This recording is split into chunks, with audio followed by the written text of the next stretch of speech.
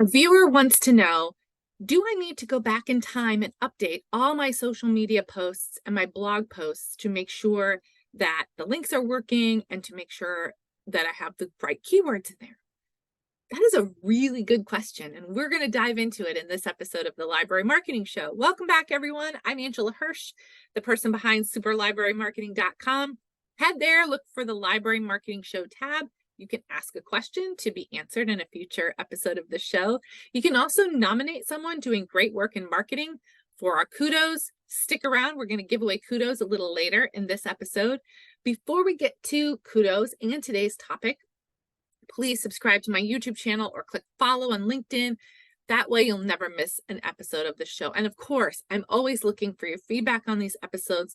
Let me know what you think down in the comments. All right, this is a great question. How much cleanup do you have to do on marketing content like social media posts and blog posts so that the information and links don't expire? This viewer said, I always thought those things were historical, but it's come up lately in a couple of meetings and I wanted to know what you thought. Great question. So let's talk about social media first. I truly do not think you need to go back and update your social media posts. And that really has to do with the algorithm. The algorithm for Facebook, Instagram, LinkedIn, doesn't matter the social media platform. They are not going to show super old things to their followers. So if you've posted something even from 3 months ago, it is not going to get served to their followers. So do not worry about social media.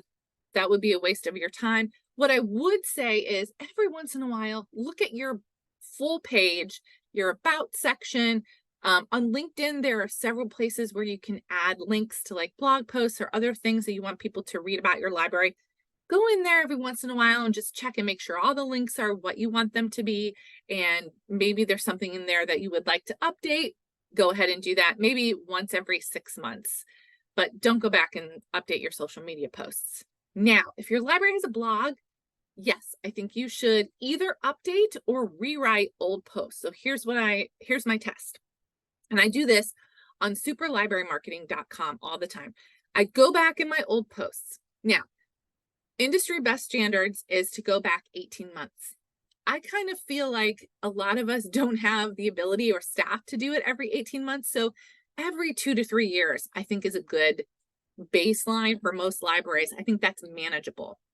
Go back and look at the posts. Look at how many views it's had over time, how many comments it's had, and then search for the post on Google or Bing or some other search engine and see where that post, like search a keyword that you know is in the post and see if your library's post comes up in Google search.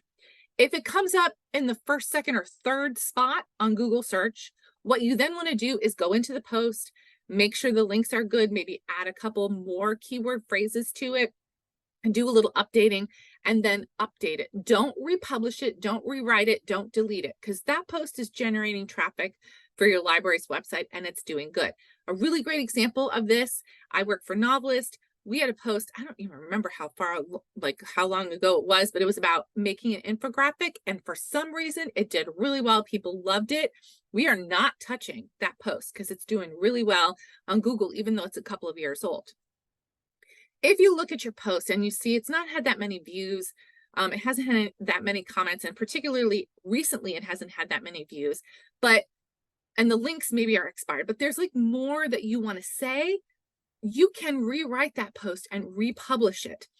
You have learned over time, you learn how to write better and how to incorporate keywords more strategically into your blog posts. So rewriting and republishing those posts that were kind of meh and you could update is certainly worth it.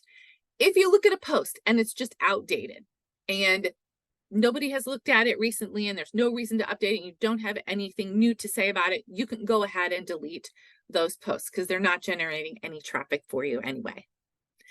I hope that's helpful. And if you run your library social media or blog posts, what is your updating strategy? Let's get a conversation started down in the comments. I am really curious how most libraries handle this, if you even think about this at all. All right, time for our Kudos Award. And kudos today is a story. It actually goes to the Mesa Public Library. So here's what I think happened with this story. Mesa Public Library does a thing that many libraries do where they put on the receipt at checkout how much money you have saved at the library. And they had a person, and they posted this on one of their social media channels, who their receipt, they've been checking out books since 2010, and their receipt showed that they had saved more than $65,000 since 2010.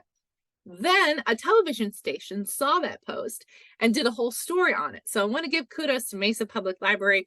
You never know what kind of great publicity a social media post like that is going to garner. I bet they didn't even have to pitch that formally to this television station.